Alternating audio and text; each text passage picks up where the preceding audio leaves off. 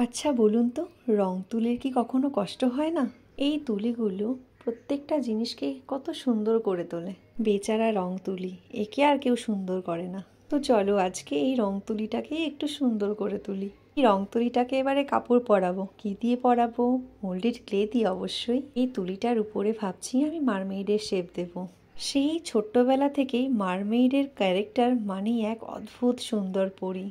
চলুন তাহলে ওটাই বানানো যাক।